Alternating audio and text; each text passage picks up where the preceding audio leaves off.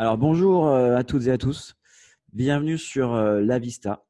Aujourd'hui, nous avons la chance de discuter avec Théo, un grand fan de Chelsea.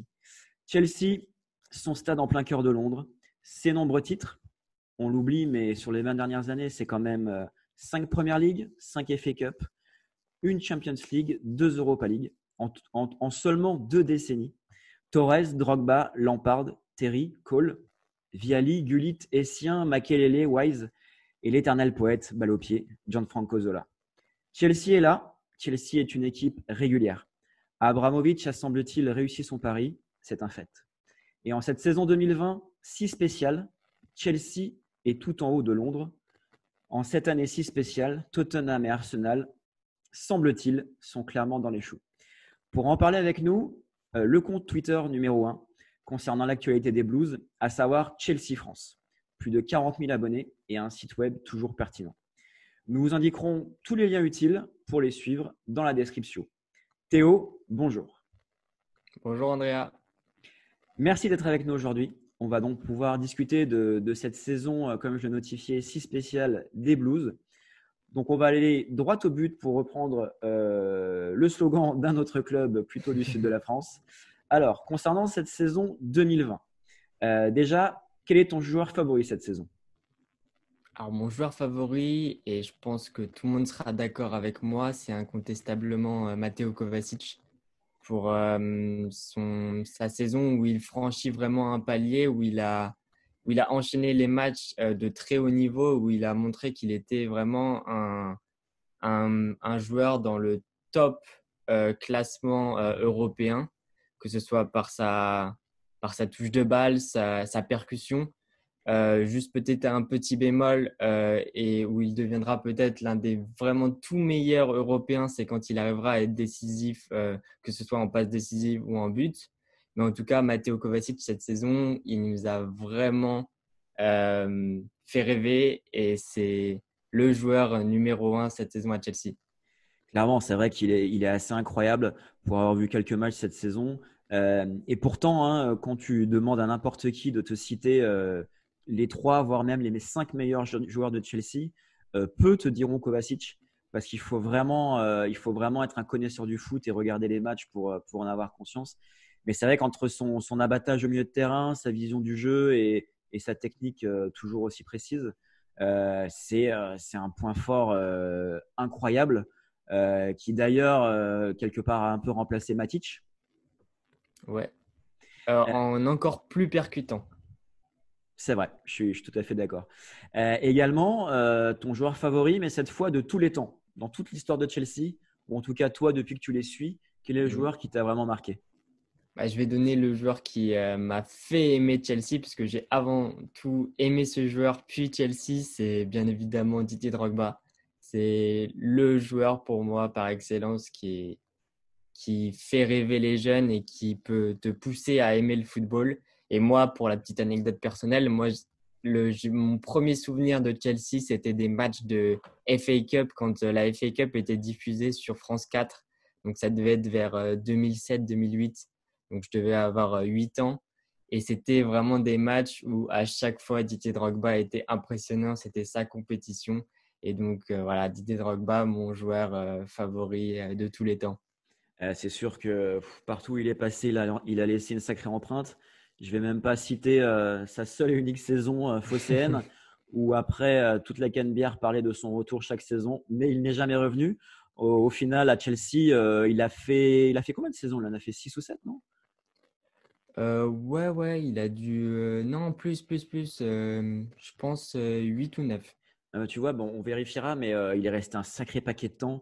Et pour moi-même, être allé à Stamford Bridge pas mal de fois, bon, c'est vrai que honnêtement, il est encore absolument partout. Quel joueur et quel être humain même, hein. Souvent, on cantonne les joueurs à des rôles sur le prévert, mais voilà, c'est quelqu'un de toujours euh, avec une certaine probité, toujours relativement classe. Bon, on se souvient d'un certain match contre le Barça où il avait un peu pété les plombs, mais à juste titre. Logique. Oui. À juste titre, le fameux fucking disgrace. Mais en tout cas, en effet, quel joueur. Alors, cette saison, est-ce que de ton côté, voilà, qu'est-ce qui t'a plu et qu'est-ce qui t'a moins plu chez Chelsea? Donc, si tu avais quelques points forts, quelques points faibles à nous soulever sur cette saison qui, on le rappelle, est toujours en cours, avec un mois de juillet qui va être très dense. Et de ton côté, déjà, quel pré-bilan tires-tu? Alors, un pré-bilan plutôt positif parce qu'il y a des choses qui, je pense, sautent aux yeux de tout le monde. Et la première est le fait que Lampard se soit appuyé sur des jeunes. Alors, c'est quelque chose dont il était obligé de faire puisque étant interdit de recrutement cet été, il a fait avec le groupe qu'il avait sous la main. Mais en tout cas, ce qui est très positif, c'est que il s'est appuyé sur eux. Il a construit une équipe autour de jeunes joueurs comme Tammy Abraham, Mason Mount, Reece James, Fikayo Tomori et plus récemment Billy Gilmour. Et ce qui est intéressant, c'est que ces joueurs-là vont compter à moyen et à long terme. Donc ça, c'est vraiment le premier point positif qui vraiment rend heureux tout supporter de Chelsea et plus largement tout amoureux du football. Un deuxième point assez intéressant, c'est le jeu qui a été développé par moment, bien sûr pas sur toute la saison, puisqu'il y a eu des hauts et des bas, mais en tout cas, un jeu assez offensif, de transition rapide, et ce qui est plutôt rare quand on connaît l'identité de jeu de Chelsea sur les 15 dernières années. C'est vrai. Et voilà, tout le monde garde en tête cette Ligue des Champions qu'on a gagnée en, en mettant le bus en 2012 et en ne cherchant absolument pas à attaquer. Mais ça, c'est une autre histoire et je pense que c'est de l'histoire ancienne. Et enfin, moi, l'autre point fort de cette saison, c'est le classement, puisque tu le rappelais tout à l'heure qu'on était finalement dans la course à la Ligue des Champions. Alors, dans une année de transition où tous les spécialistes de Première Ligue nous voyaient batailler pour une 6e place, ça allait être compliqué. Et bien, finalement, Lampard et les joueurs les ont fait taire. Même si la saison peut prendre un autre tournant si on enchaîne les défaites jusqu'à la fin de la saison, ça reste quand même très satisfaisant de pouvoir avoir un top 3 pas très loin et apporter dans une année soi-disant de transition où on ne devait rien espérer initialement. Clairement, c'est vrai que si on se fie aux commentaires des 10 experts journalistes au mois d'août et au mois de septembre, voilà, on donnait pas cher de la peau des Blues. Et pourtant, c'était ne pas connaître le super réservoir que ce club a, même si c'est un club qui a quand même beaucoup de joueurs sous contrat. Entre les joueurs qui sont à Londres et les joueurs qui sont prêtés, c'est assez incroyable. Mais un sacré réservoir. Et puis Lampard, voilà, c'était déjà un joueur intelligent. C'est un entraîneur intelligent. Et quand on réfléchit et qu'on est logique, on peut faire pas mal de choses. D'autant plus qu'au final, il y a des joueurs qui ont explosé, comme tu le soulignais. Et c'est quelque part peut-être l'une des meilleures leçons que Lampard a pu donner au monde du foot, parce qu'au final, pas de recrutement, une grosse réserve. Allez, on fait confiance à la jeunesse, et peut-être par les temps de vache maigre qui arrivent, ça va peut-être donner des idées à pas mal de clubs, parce qu'au niveau des budgets transferts, ça va un petit peu se réduire. On va reparler des transferts après, hein, concernant Chelsea, c'est incroyable, mais ils se sont bien rattrapés. Mais en tout cas, ok pour ces 3 points forts. Est-ce que tu aurais quand même des points faibles à soulever côté Chelsea cette année? Ouais, et je pense ils sont tout aussi évidents que les points forts. Et le premier, il est énorme, c'est la défense. Le chantier, il est gigantesque. Et donc, peut-être que j'espère que ça va être comblé lors du mercato estival parce que quand je parle de défense, j'englobe aussi le gardien. La saison de Kepa est très compliquée. Ouais. Il est de plus en plus remis en question. Défensivement, toujours pas de charnière centrale qui a sauté aux yeux malgré un nombre de combinaisons incroyables. Lampard, il a essayé et Attends, ça mais ne marche toujours pas. tu veux dire que un joueur comme Christensen n'est pas un fantastique défenseur central? Et non, non, non. Alors là, ça, c'est quelque chose que tu ne me feras pas dire et que voilà, Christensen, Rudiger, c'est pas possible. C'est des joueurs qui en plus, c'est pas non plus des genoux et c'est des joueurs qui n'arrivent pas à passer ce palier et qui presque parfois régressent. Ils sont d'une inconstance folle.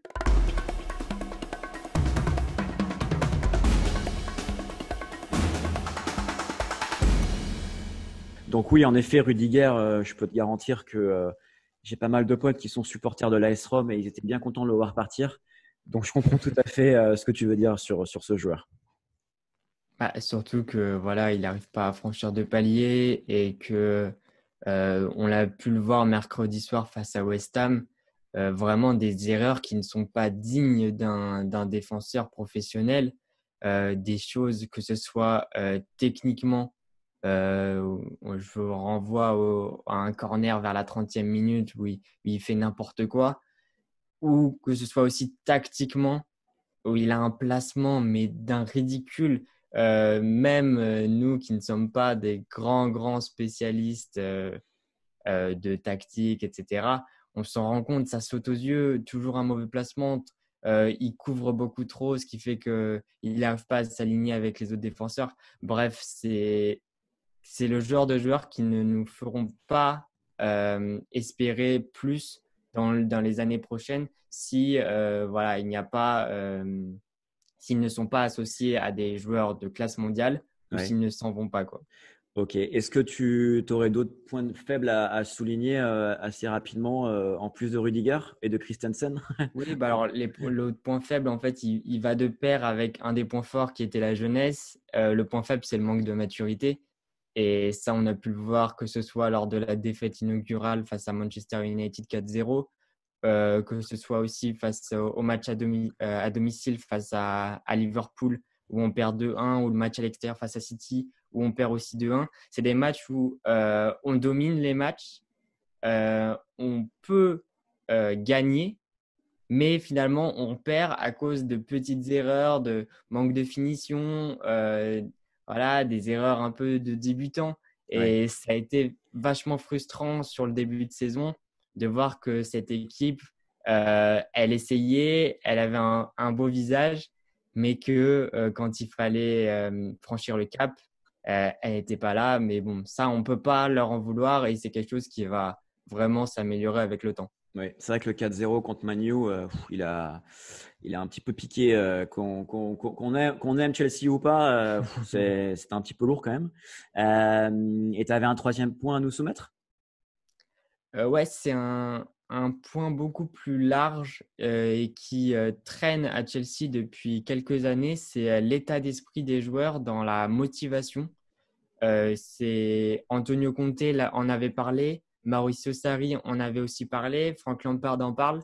C'est que Chelsea a beaucoup de mal à se motiver et que le groupe est parfois beaucoup trop en dilettante. Et ce qui fait que face à des équipes moyennes, voire de bas de tableau, Chelsea rate souvent ses matchs et a du mal à les aborder avec la motivation nécessaire pour aller chercher un podium. Ouais. Et c'est plutôt problématique parce que c'est voilà, un état d'esprit qu'il va falloir changer sûrement en enlevant certains cadres de plus de 30 ans.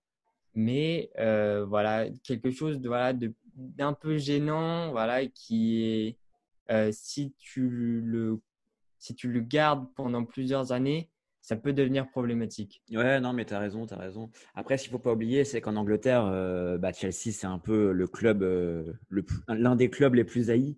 Donc, à chaque fois, tu vois, même quand ils vont jouer des clubs de bas de tableau, pour rester poli, comme tu dis, du type Norwich, Crystal Palace et compagnie, ils ont le couteau entre les dents, ces joueurs-là. C'est l'un des matchs de l'année pour eux. Et Chelsea, à chaque fois, c'est entre l'histoire même de Chelsea et puis le fait qu'Abramovich soit venu et qu'il a un petit peu changé quand même la phase du foot business, c'est Chelsea à chaque fois, c'est le club le plus motivant presque pour pas mal d'adversaires. Concernant cette fin de saison, est-ce que d'une part, est-ce que tu es étonné par Leicester et d'autre part, est-ce que tu crains Wolverhampton? Alors Leicester, ils m'ont vraiment impressionné sur toute la première partie de saison. Ouais. Personne ne les attendait là, malgré finalement un effectif qui n'a pas du tout à rougir par rapport à un Tottenham ou à un Arsenal, par exemple. Et c'est pas du tout pour lancer un pic à nos rivaux. Mais Leicester a beaucoup impressionné. Ils étaient même dauphins de Liverpool pendant un moment, Yes. pas très loin d'eux, etc. Là, depuis quelque temps, depuis janvier et encore plus depuis la reprise post-Covid, ils ont beaucoup plus de mal et moi, je les vois bien dégringoler. Ouais. Même si Chelsea n'a pas réussi à saisir l'occasion et de les dépasser face à West Ham mercredi dernier, c'est une équipe qui, là, qui manque d'idées Ouais. et qu'elle est pas complètement revenue. Et je pense que ça va être les grands perdants de cette fin de saison. Contrairement à Wolverhampton, qui, eux, bénéficient d'une très bonne dynamique avant le confinement et qui, là, reviennent justement, comme tu disais, le couteau entre les dents pour cette fin de saison. Ouais. Et il va falloir faire vraiment attention. Et je pense qu'ils feront payer toute erreur de Chelsea et de Manchester United. Ouais, clairement. Et en plus, ils ont une philosophie de football avec leur coach là qui est juste enthousiasmante. Si on aime juste le foot avec un grand F et qu'on n'est pas supporter de tel ou tel club, Wolverhampton, bah, mine de rien, maintenant les gens savent où ça se trouve sur une carte. Et c'est vrai que c'est un club très enthousiasmant, un football un petit peu champagne. Super, merci pour ces points-là. On va attaquer la partie un peu plus mercato. Ouais. Donc, on a plusieurs points à aborder ensemble. Alors, point numéro 1, la doublette Ziyech-Werner. Ton excitation de 0 à 10, elle est à combien? Alors, de 0 à 10, je vais te dire 8. 8. Ah, Alors, je pensais que tu allais me dire 12.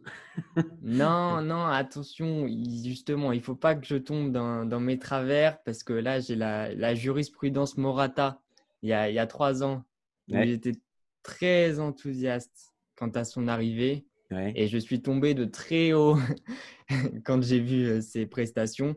Mais bon, là, c'est juste par prudence. Mais là, la doublette, c'est exceptionnel de les avoir surtout signés avant les périodes de mercato. Exactement, ouais. Et voilà, d'avoir bouclé ça sans garantie de Ligue des Champions, moi, je trouve ça exceptionnel. Et que quand on sait que, par exemple, il y a Kai Havertz qui va sûrement arriver et que ça se précise, Très juste, tu ouais. te dis, là, Chelsea, ça compte sur le marché des transferts et ça va faire mal dans les années qui viennent, à condition de recruter en défense. En effet, mais ça va être du lourd, hein. Après Ziyech, il faudra juste qu'il lâche sa balle. Et Werner, il ne faudra pas qu'il ait trop peur des sifflets du public adverse. Concernant cette fameuse rumeur qui va et qui vient de Kanté au PSG, est-ce que tu l'as prise au sérieux ou pas du tout? Alors, je ne l'ai jamais réellement pris au sérieux parce que ça venait souvent de médias français et que voilà, quand c'est le PSG, il faut faire du clic. Mais la situation de Kanté devient un peu compliquée à Chelsea. Il fait de moins en moins l'unanimité. Il a une saison compliquée puisqu'il traîne une blessure. Il a traîné une blessure pendant une grande partie de la saison, malgré des retours de blessures à chaque fois étincelants, mais il y avait tout de suite une rechute derrière. Là, actuellement, on ne sait pas trop où le faire jouer, que ce soit son placement sous Sarri où il avait ce positionnement numéro 8 Ouais, dans un milieu à 3 où il était très haut et il jouait à contre-nature selon de nombreux suiveurs du football. Là, Lampard le refait jouer en sentinelle alors il n'y a jamais joué à part en équipe de France. Alors que pour moi, Kanté est le meilleur dans un double pivot en milieu défensif. Voilà, il fait de moins en moins l'unanimité. Il y a un petit malaise autour de Kanté sur ses prestations.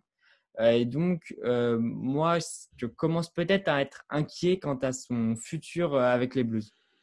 d'accord, très clair. C'est vrai que bon, nous, notre cher N'Golo National, on a du mal à le voir de manière négative avec la Coupe du Monde qui nous avait sorti et puis avec son côté attachant. En tout cas, tout ce qu'on peut dire, c'est que par rapport à ses blessures, c'est sans doute pas lié à une mauvaise hygiène de vie.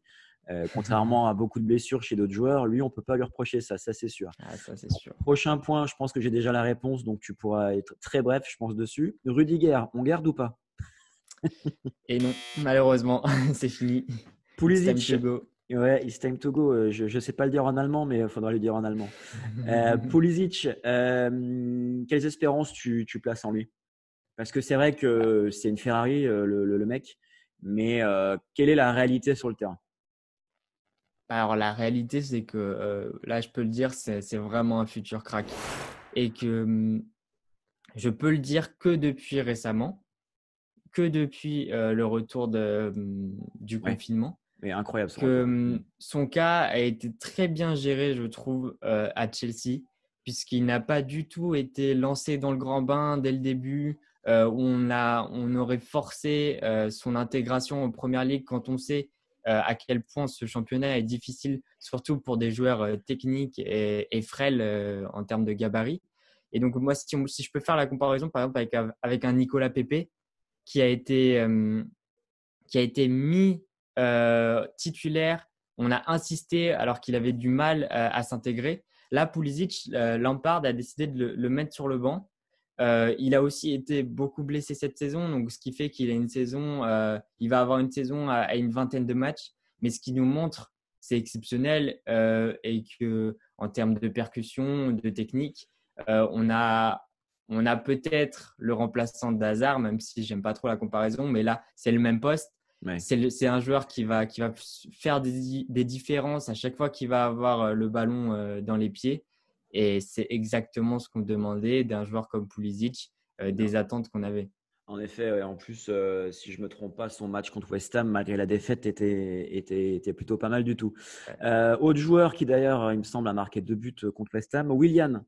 Willian, c'est cette espèce de joueur qui est aimé à Chelsea, je le sais, qu'on aime, mais il manque quelque chose, non?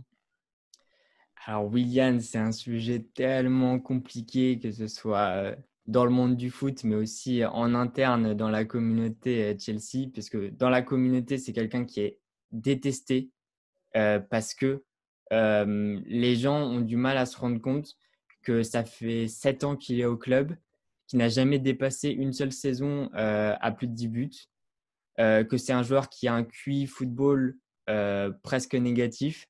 Ah ouais, Euh, t'es d'accord. Ouais, non, mais je suis dur là pour commencer, mais derrière, je vais dire que c'est un joueur, je ne veux pas à tout prix son départ, dans le sens où, en tant que quatrième ou cinquième ailier l'année prochaine, je lui fais signer 1 an de contrat, 2 ans de contrat, et ça, il n'y a pas de souci. Mais en tout cas, je ne veux pas que l'esprit du jeu et que le système de jeu de Lampard se concentre autour d'un joueur comme Willian qui lui aussi ne fera pas franchir de palier malgré sa très grande régularité au haut niveau. Ça, il ne faut Ouais. pas lui enlever. Qu'il a été titulaire dans chaque équipe lors de son passage à Chelsea. Mais c'est peut-être faute de mieux. En effet, ouais, c'est vrai que ce sont QI foot. Moi, je me souviens d'un match contre le PSG en huitième de finale il y a, je crois, 3 ou 4 ans. J'étais au stade ce jour-là. C'était incroyable. C'est vrai que soit il lâche pas son ballon, soit il le lâche au mauvais moment. Voilà, comme disait Thierry Roland, l'appel est dans le zig, il met la balle dans le zag. C'est vraiment dommage. Côté centre de formation, est-ce que tu aurais juste 3 noms à nous soumettre pour qu'on ait un œil plus avisé sur eux?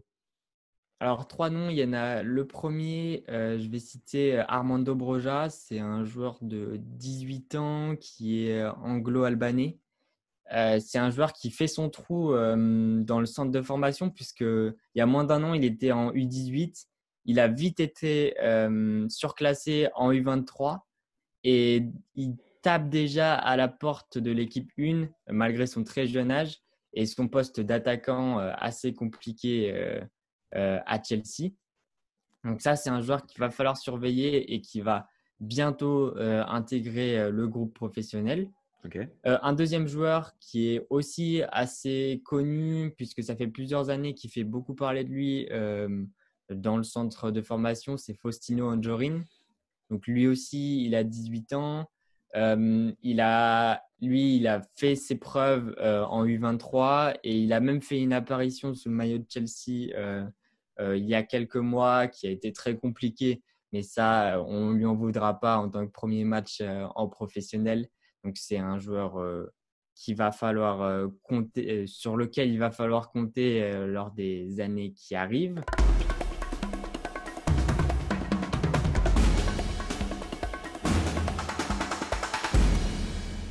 Merci pour tous ces éléments, Théo. Et du coup, après ce court intermède, nous allons attaquer une partie qui est toujours appréciée des fans de foot. C'est donc ton 11 de Chelsea de la décennie. Ce que je te propose, c'est que tu nous donnes pour chaque joueur 2-3 mots qui les caractérisent, pardon. Et comme ça, on aura un 11 complet d'un coup. Voilà. Merci. À toi, Théo. Pas de souci. Alors, pour commencer, au cage, je pense qu'il n'y a pas de, de dilemme puisque ça va être Petr Cech, le gardien emblématique, le recordman de clean sheet en première ligue. Je pense qu'il n'y a pas grand-chose à dire dessus. Gardien exceptionnel. En arrière droit, je mettrais Branislav Ivanovic, un vrai guerrier qui a gagné des titres avec nous et qui voilà, est incontestable en tant que grand joueur de Chelsea au XXIe siècle.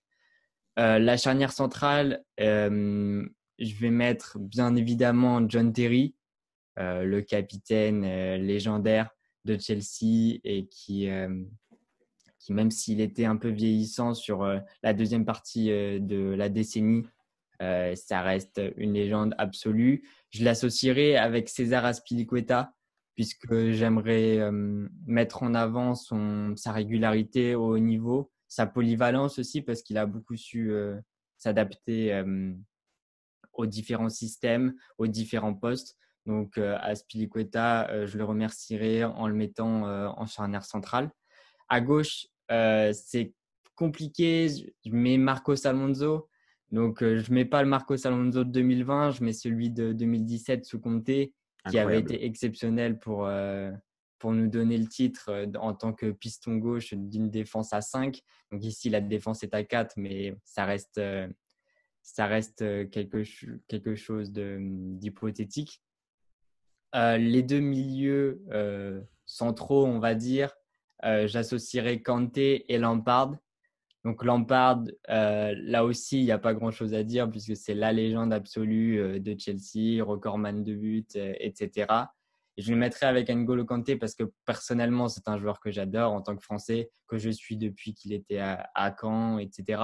Et qui, sous Conte, lors de l'année du titre, nous a fait une saison exceptionnelle associée avec Nemanja Matic. Donc, je ne mets pas Nemanja Matic ici, mais ça reste quand même un très grand joueur.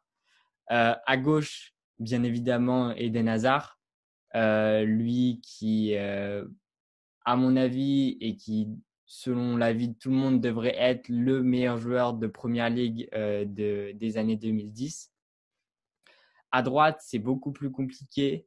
Je vais mettre sûrement Florent Malouda, un joueur que j'ai aimé voir en tant que jeune supporter de football et qui a rendu beaucoup de services à Chelsea. J'aurais pu mettre Willian, mais voilà, la petite touche personnelle, je vais mettre Florent Malouda. Bah, Et en attaque, le fait est, c'est qu'il y a quelques minutes, tu as un petit peu démonté Willian. Donc, oui. Bah, en fait, c'est compliqué. Et sur la décennie 2010, en tant qu'ailier droit, il n'y en a pas beaucoup en parce effet, que Willian a beaucoup occupé le poste. ouais, clairement. Donc, c'est compliqué. Et en attaque, je vais mettre le duo d'attaquants que tout le monde devrait redouter, Didier Drogba, Diego Costa. Alors là, ça déménage. Je ne sais pas si ça peut créer une bonne alchimie footballistique, mais en tout cas, sur le papier, ça fait peur. Didier Drogba, donc j'en ai parlé tout à l'heure, le joueur que j'aime absolument. Et de l'autre côté, Diego Costa, un joueur qu'on ne peut aimer que s'il est passé par son club. Mais en tout cas, ce qu'il nous a fait lors de son passage, on le regrette encore aujourd'hui de l'avoir mis à la porte bêtement pour avoir Alvaro Morata. Mais en tout cas, deux joueurs que j'adore et qui qui faisait partie de cette comment dire, de ce… Alors là, je ne trouve pas le mot, mais en tout cas d'une certaine légende de Chelsea, des grands attaquants de football. Ouais, carrément. Ouais. Puis je me souviens, moi, de la saison de Diego Costa, l'année du titre. C'était incroyable. Après, tu disais que sur Diego Costa, c'est un joueur qu'on peut aimer que s'il passe par son club. Alors, je te dirais que malheureusement, oui. Toutefois, quand tu aimes vraiment le football, et je pense à Diego Costa, mais je pense aussi à Olivier Giroud, par exemple. J'espère que les commentaires sur les réseaux sociaux et sur YouTube ne vont pas exploser. Mais c'est des joueurs qui sont extrêmement importants pour l'équipe de l'équipe. Ils ont des styles caractéristiques vraiment très, très singuliers. Mais typiquement, sans Diego Costa, il n'y a pas de titre il y a quelques années. Sans Giroud, et ça va s'enflammer, je pense, pour moi, et c'est très clair, il n'y a pas de Coupe du Monde 2018 pour la France. Mais je le pense très sincèrement. Parce qu'en termes pour faire monter le bloc, pour mettre des coups, pour dévier sur les flèches à droite et à gauche. Et d'ailleurs, sur ce point, le jeu de Chelsea se rapproche un petit peu de celui de la France 2018. C'est des joueurs indispensables.